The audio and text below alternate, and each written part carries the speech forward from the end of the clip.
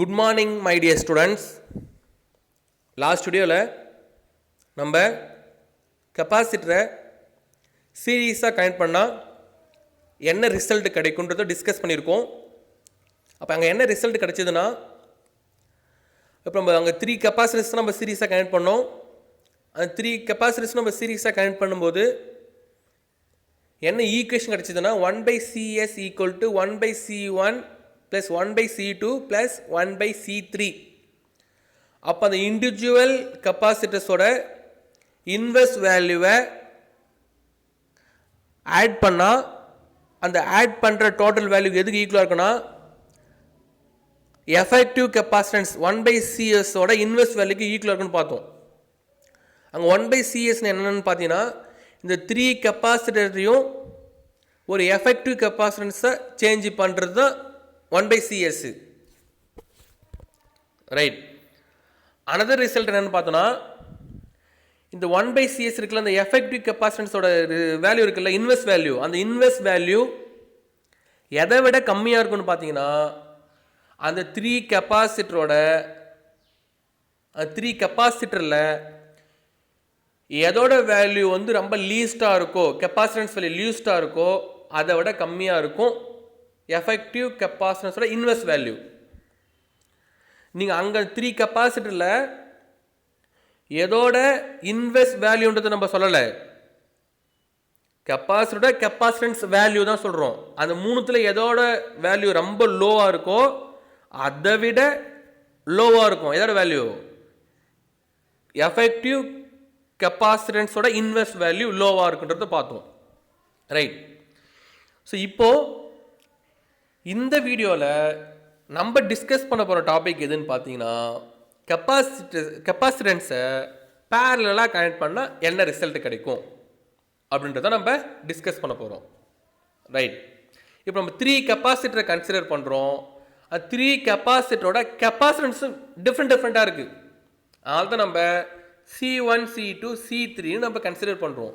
இது இந்த C1, C2, C3 இந்த 3 கெப்பாசிட்டன்ஸையும் பேரலாக கனெக்ட் பண்ணுறோம். பேரலாக கனெக்ட் பண்ணி அதை நம்ம பேட்ரி வோல்டேஜாக கூட கனெக்ட் பண்ணுறோம். ஸோ அதுக்கான டயக்ராம் தான் இங்கே கொடுத்துருக்கோம் பாருங்கள். Battery voltage C1, C2, C3. இங்கே பாருங்கள், பேட்ரிக்கு பேரலாக C1 கெப்பாசிட்டன்ஸ் இருக்குது, C1க்கு பேரலாக C2 இருக்குது, C2க்கு பேரலாக C3 இருக்குது. அப்போ டோட்டலாக பார்த்தோன்னா பேட்ரி C1, C2, C3 இந்த 3 கெப்பாசிட்டன்ஸும் பேரலாக இருக்குது. Okay, right. இந்த கண்டிஷனில் நம்மளுக்கு கெப்பாசிட்டரோட பிரின்சிபல் படிக்கும்போது நம்ம ஒரு விஷயத்தை படிச்சிருக்கோம். என்ன படிச்சிருக்கோன்னு பார்த்தீங்கன்னா இந்த பேட்டரியோட வோல்டேஜ் எவ்வளோ இருக்கோ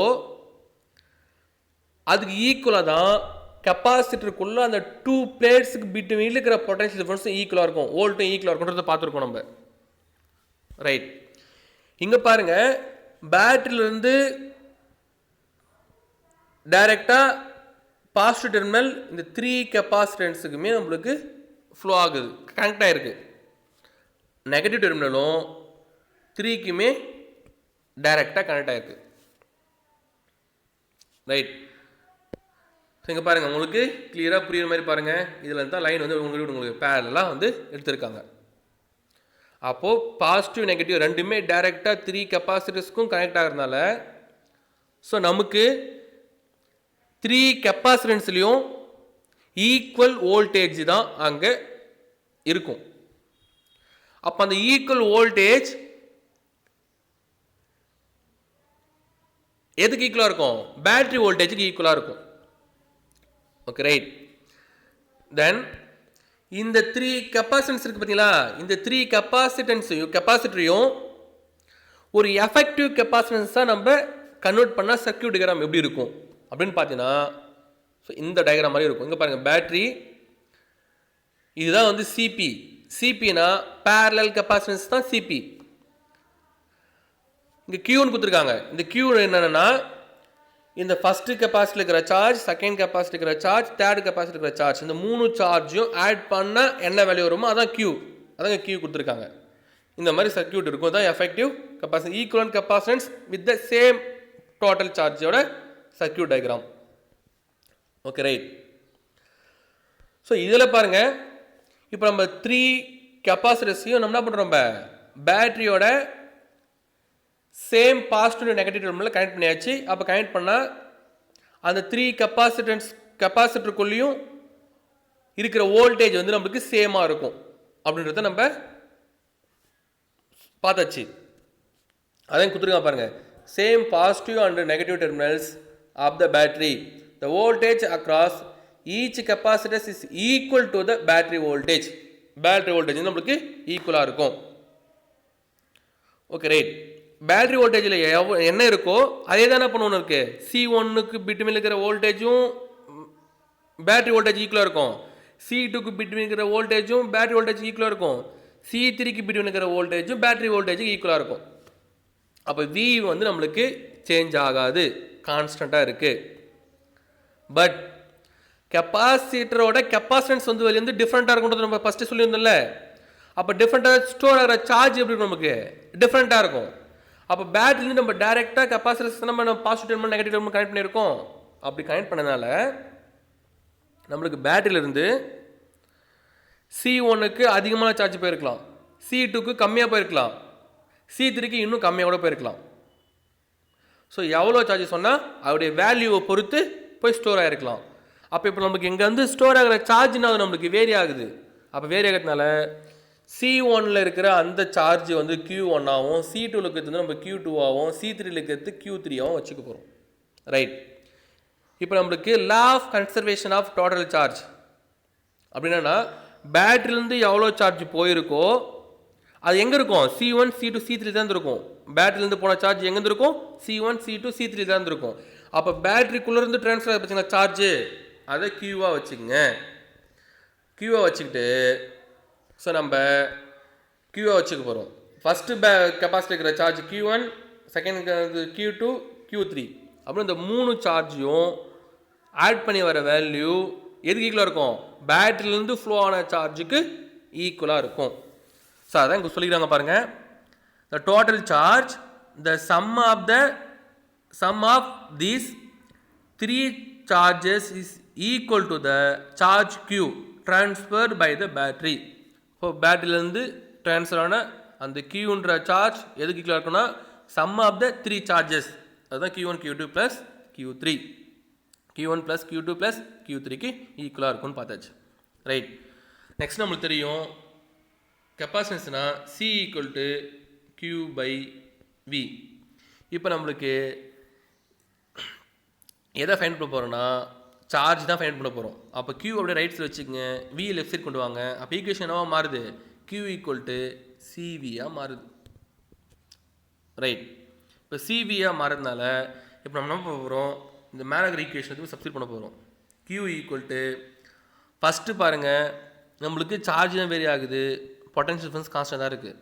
அப்புறம் நம்ம என்ன பண்ணலாம், இங்கே ஃபஸ்ட்டு கெப்பாசிட்டர் இருந்தாலும் இங்கே C1 போட்டுக்க போகிறோம். இங்கே பாருங்கள் Q = C1, V நம்மளுக்கு சேஞ்சஸ் ஆகாது, ஸோ Vன்னு போட்டுக்க போகிறோம். அப்போ செகண்ட்னா என்ன நம்மளுக்கு Q1க்கு இது. நெக்ஸ்ட்டு பாருங்கள் Q2 = C2V. தேர்டுக்கு Q3 = C3V. இந்த 3 வேல்யூஸும் கொண்டு போயிட்டு இப்போ நம்ம இந்த Q1 Q2 Q3ல் சப்ஸ்டிட் பண்ண போகிறோம். அப்போ சப்ஸ்டிட் பண்ணால் நம்மளுக்கு ஈக்குவேஷன்ஸ் C1V + C2V + C3Vன்னு ஃபார்ம் ஆகிடும். ரைட். இப்போ நம்ம இந்த சர்க்யூட் டயக்ராம் பார்த்தோம்னா நம்ம அந்த ஒரு சிங்கிள் கெப்பாசிட்டன்ஸாக CP-யாக மாற்றினா எப்படி வரும்னு, அப்போ CP-யாக மாற்றினா ஜஸ்ட்டு இதில் பாருங்கள் V இருக்கா, V = இங்கே CP-யா பாருங்க. இப்போ நம்மளுக்கு Q/CPன்னு ஈக்குவேஷன் ஃபார்ம் ஆகும். CPன்னு வருங்களா.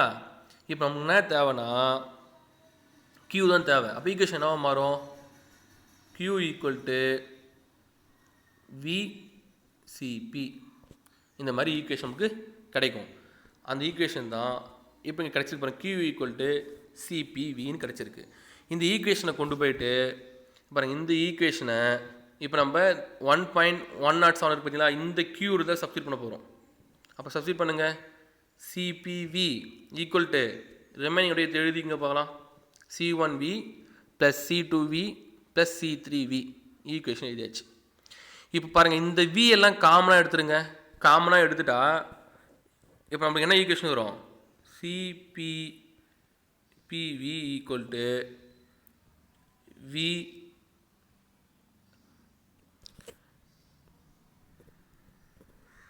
நெக்ஸ்ட் ஓகே பாருங்கள் விஏ காமனாக எடுத்துடுறோமா காமனாக எடுத்துகிட்டு ஸோ ஈக்குவேஷன் எழுதுங்க.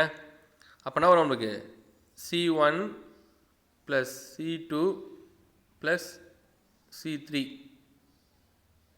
அப்புறம் ஈக்குவேஷன் வந்துடும். இப்போ இந்த சியும் இந்த சியும் கேன்சல் பண்ணிவிடுங்க. கேன்சல் பண்ணால் என்ன வரும் நம்மளுக்கு ரிமைனிங் CP C1 C2 C3ன்னு வரும். ரைட், இதான் வந்து ஃபைனல் ஈக்குவேஷன்ஸு. இப்போ பாருங்கள் the equivalent capacitance of capacitors connected in parallel connect பண்ணால் is equal to the sum of the individual கெப்பாசிட்டன்ஸுக்குன்னு சொல்லிடுறாங்க. இங்கே பாருங்க என்ன சொல்கிறாங்க, இப்போ நம்ம இந்த ஈக்குவலன்ட் கெப்பாசிட்டன்ஸ் சிபி இருக்குது பார்த்தீங்களா, அந்த சிபியோட வேல்யூ எதுக்கு ஈக்குவலாக இருக்குன்றாங்க. நீங்கள் இண்டிவிஜுவலாக கனெக்ட் பண்ணியிருக்கீங்களே C1 C2 C3 அந்த 3 வேல்யூவும் சம் பண்ணி வர வேல்யூக்கு ஈக்குவலாக இருக்குன்றாங்க. அந்த இண்டிவிஜுவல் கெப்பாசிட்டரோட கெப்பாசிட்டன்ஸ் வேல்யூ 3 கெப்பாசிட்டன்ஸ் வேல்யூ நீங்கள் சம் பண்ணி வர வேல்யூ எதுக்கு ஈக்குவலாக இருக்கும், அந்த ஈக்குவலன்ட் கெப்பாசிட்டரோட கெப்பாசிட்டன்ஸ் வேல்யூக்கு ஈக்குவலாக இருக்கும் அப்படின்னு சொல்கிறாங்க. ரைட், நெக்ஸ்ட்டு அனதர் ரிசல்ட் என்னென்னு பார்த்தீங்கன்னா, அந்த ஈக்குவலன்ட் கெப்பாசிட்டன்ஸ் பார்த்தீங்கன்னா சிபி அதோட வேல்யூ அந்த இண்டிவிஜுவல் கெப்பாசிட்டருக்கு பார்த்தீங்கன்னா இண்டிவிஜுவல் கெப்பாசிட்டரில் எதோட வேல்யூ ஐ வேல்யூவாக இருக்கோ அதை விட இந்த ஈக்குவலன்ட் கெப்பாசிட்டன்ஸோட வேல்யூ ஐயாக இருக்குன்றாங்க. இங்கே பாருங்கள், is parallel connection is always greater than the largest individual capacitance. அப்போ அந்த லார்ஜஸ்ட் வேல்யூ இருக்குது பார்த்தீங்களா, அந்த C1 C2 எது ஹையஸ்ட் வேல்யூவோ அதை விட அதிகமாக இருக்கும். எதோட வேல்யூ ஈக்குவலன்ட் கெப்பாசிட்டரோட கெப்பாசிட்டன்ஸ் வேல்யூ ஐயாக இருக்கும். ஸோ இப்போ பாருங்கள், நம்ம ஒரு கம்பேரிசன் பண்ணிப்போம் series and parallel. Series and பேரலில் சீரீஸாக கனெக்ட் பண்ணால் அந்த எஃபெக்டிவ் கெப்பாசிட்டன்ஸோட வேல்யூ எதுக்கு இருக்கணும்னா நம்ம அதுக்கு எஃபெக்டிவ் கெப்பாசிட்டன்ஸோட இன்வெர்ஸ் வேல்யூ இண்டிவிஜுவல் கெப்பாசிட்டன்ஸோட அந்த இன்வெர்ஸ் வேல்யூ எல்லாத்தையுமே ஆட் பண்ணி வர வேலைக்கு ஈக்குவலாக இருக்குன்னு பார்த்தோம். அதே சேம் as பேரலையும் எஃபெக்டிவ் கெப்பாசிட்டன்ஸோட value individual capacitance value sum பண்ணி வர்றதுக்கு ஈக்குவலாக இருக்கும். பட் அங்கே இங்கே இன்வெர்ஸ் இல்லை, அதுதான். ஆனால் இன்னொரு இன்ஃபரன்ஸ் நீங்கள் கம்பேர் பண்ணி பார்த்தீங்கன்னா அங்கே இருக்கிறதுலேயே அந்த 3 கெப்பாசிட்டரில் எந்தோட வேல்யூ மினிமமோ அந்த மினிமத்தை விட ரொம்ப ரொம்ப லோவாக இருக்கும் எஃபெக்டிவ் ஆர் ஈக்குவலன்ட் கெப்பாசிட்டன்ஸோட இன்வெர்ஸ் வேல்யூ. ஆனால் பட் பேரல் எப்படி இருக்கு, இருக்கிறதுல எதோட வேல்யூ ஐ வேல்யூவோ அதை விட அதிகமாக இருக்கும் ஈக்குவலன்ட் கெப்பாசிட்டரோட கெப்பாசிட்டன்ஸ் வேல்யூ அப்படின்றதான் இன்ஃபரன்ஸு. அப்புறம் இந்த பேரல் கனெக்ஷனில் அந்த ஈக்குவலன்ட் ஏரியா இருக்குது பார்த்தீங்களா, அந்த ஏரியா ஆஃப் ஈச் கெப்பாசிட்டன்ஸ் பார்த்தீங்களா, அப்போ ஏரியாவை நம்ம வந்து நாங்கன்னா ஸோ இன்க்ரீஸ் பண்ண நம்மளுக்கு என்ன ஆகும், கெப்பாசிட்டன்ஸோட வேல்யூ இன்க்ரீஸ் ஆகும் அப்படின்றது தான் நமக்கு இதில் கிடைக்கக்கூடிய ரிசல்ட். இப்போ ஃபைனலாக நம்மளுக்கு வோல்டேஜை வந்து ரெடியூஸ் பண்ணணுன்னா சீரீஸாகவும் இன்க்ரீஸ் பண்ணணுன்னா பேரலாகவும் கனெக்ட் பண்ணணும். இப்போ வீட்டில் கொடுத்துக்கிற கனெக்ஷன்ஸ் எல்லாமே நம்மளுக்கு பேரலல் கனெக்ஷன்ஸ் தான் எலக்ட்ரிசிட்டி போர்டில் நம்ம கொடுப்போம். ஏன்னா அப்போ தான் அப்போ நம்மளுக்கு எல்லா எலக்ட்ரிசிட்டிஸுக்கும் ஈக்குவல் வோல்டேஜ் கிடைக்கும் அப்படின்றது படிச்சிருக்கும். அதே பிரின்சிபல் தான் கெப்பாசிட்டர்ஸை சீரீஸாகவும் பேரலாகவும் கனெக்ட் பண்ணுறதுல யூஸ் பண்ணுறோம். ஓகே ஸ்டூடெண்ட்ஸ், ஏதாவது டவுட்ஸ்னால் நீங்கள் எங்கிட்ட கேட்கலாம். Okay, thank you students.